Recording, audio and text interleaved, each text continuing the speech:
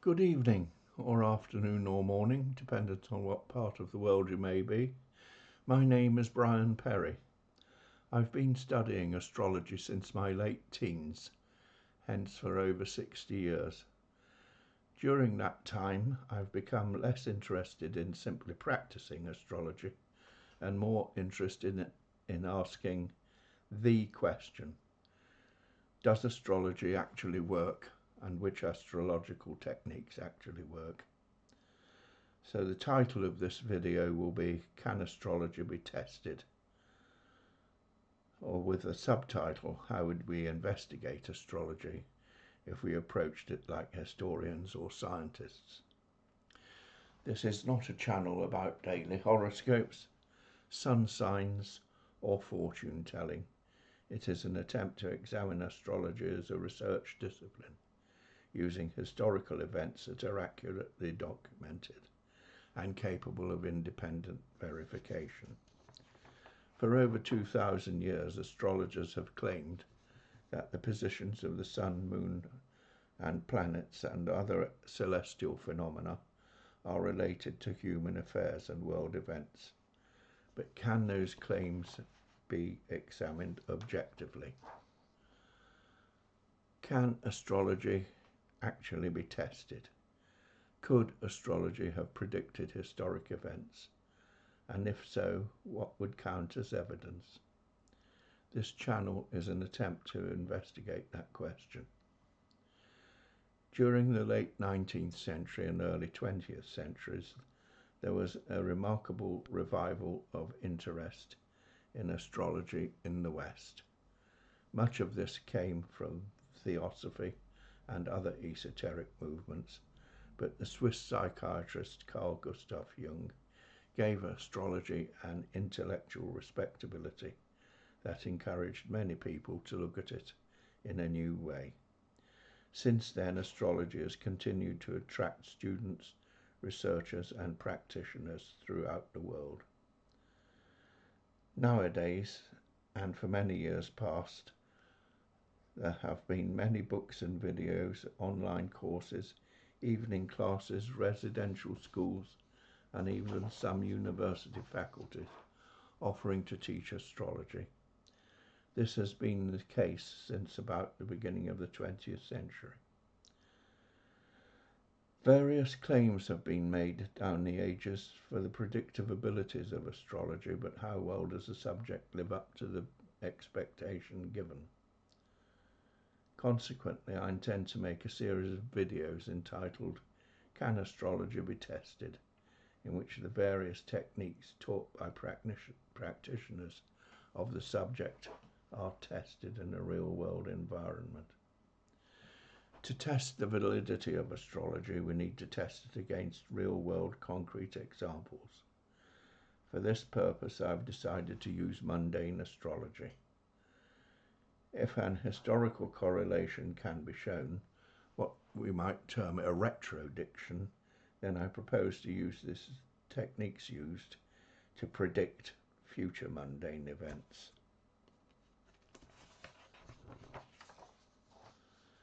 To illustrate this, imagine that you are a chemist working for a mining company. Your job is to test samples of ore to see if they contain rare metals. You are heavily into your job and you develop a new analytical technique. Clearly, you would validate it by testing your technique against samples of known concentration of rare metals before using it on a freshly gathered sample. I believe astrology deserves exactly the same treatment. So to carry out my tests, I have chosen mundane astrology, because political, national and mundane events are among the best documented events in history. The dates and times are usually well established, making them suitable for objective investigation.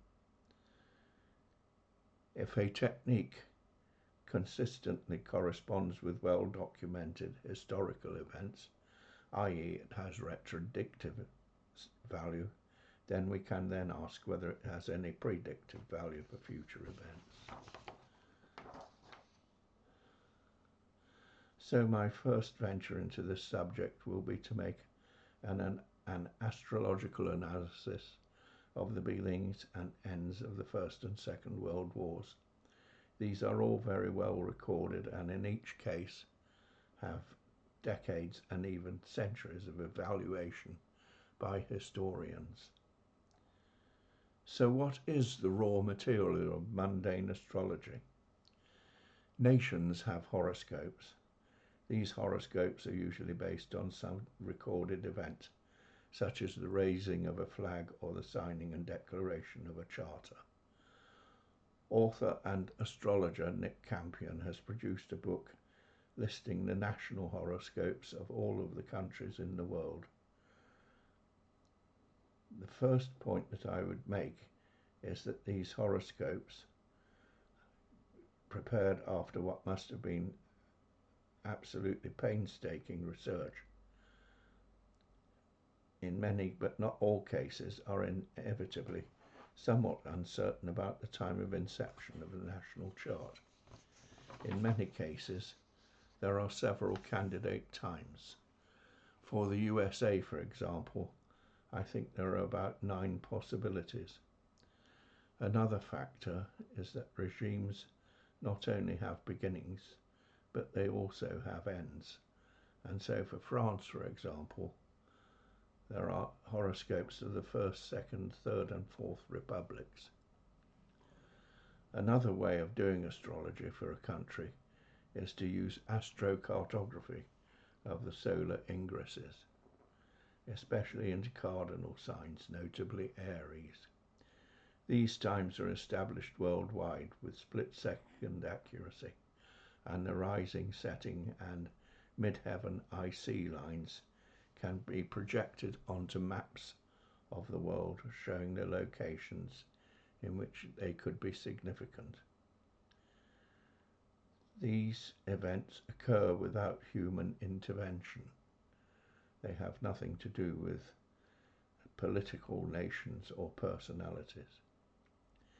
In the next part, I will begin by examining the national horoscopes of Britain and Germany, and then ask a simple question. If astrology has any objective value, should we be able to see it reflected in 2 of the most significant events in modern history? Consequently, I will be showing the national horoscopes for the United Kingdom, including the horoscopes for England and that of Germany, that is, the German Empire of 1871. Before I continue, a word of acknowledgement. I do not claim to have developed any new techniques, just to have used those developed by many well-known astrological authors, including, but not limited to, Charles Harvey, Nick Campion, Michael Bagent, Steve Cossey, Liz Green, and many others. For software, I use Sirius 4.1 by Cosmic Patterns, where Fee Cochrane has been an enormous and patient help. I realise that some knowledge of astrology, and I realise that I assume some knowledge of astrology in my viewers. If you are new to the subject, then Teach Yourself Astrology by Jeff Mayo is a good introduction. So here are the national charts for England and Germany.